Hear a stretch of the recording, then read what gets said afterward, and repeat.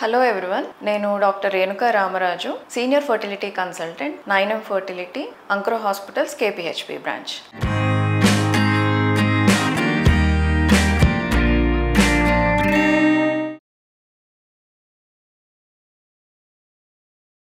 సమ్మర్లో fertility treatments తీసుకోవాలి అని అంటే ఎలాంటి జాగ్రత్తలు తీసుకోవాలి అని కూడా ఒక కామన్ క్వశ్చన్ అడుగుతూ ఉంటారు. సో సమ్మర్లో స్పెసిఫిక్గా ఫర్టిలిటీ ట్రీట్మెంట్ తీసుకున్నందుకు సపరేట్గా కేర్ తీసుకోవాలని కాదు, మామూలుగా మనకి ఇన్ జనరల్ మీరు ట్రీట్మెంట్ తీసుకుంటున్నా తీసుకోకపోయినా కొన్ని జనరల్ హెల్త్ కేర్ అనేది తీసుకోవాలి, ఎక్స్ట్రా కేర్ అనేది కొంచెం తీసుకోవాలి.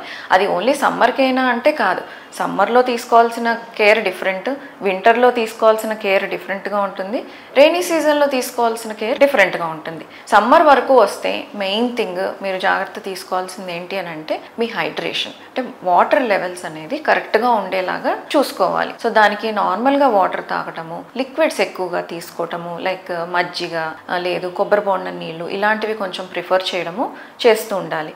కానీ లిక్విడ్స్ అనగానే మీరు ఫ్రూట్ జ్యూసులని కానీ సాఫ్ట్ డ్రింక్స్ కానీ తీసుకోవడము అవాయిడ్ చేయాలి. దానివల్ల మనకి బాడీలో ఇంకా డీహైడ్రేషన్ వస్తుంది, ఎందుకంటే అవి కాన్సన్ట్రేటెడ్ లిక్విడ్స్.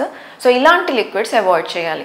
సింపుల్ వాటర్ లేదా కొంచెం ఫ్లేవర్డ్ వాటర్, లేదు సబ్జా వాటర్, చియా సీడ్స్ వేసిన వాటర్, కొద్దిగా నిమ్మకాయ చుక్కలు వేసుకుని తీసుకోవడం కానీ, లేదా బటర్ మిల్క్, పల్చని బటర్ మిల్క్ ఇలాంటివి తీసుకుంటే మీ బాడీలో హైడ్రేషన్ లెవెల్స్ అనేది కరెక్ట్గా ఉంటాయి. దీంతో పాటుగా డైట్, యూజువల్గా సమ్మర్లో మనం ఎక్కువ హైడ్రేషన్ మీద కాన్సన్ట్రేట్ చేసేసరికి ఆకలి అనేది కొంచెం తక్కువగా ఉంటుంది.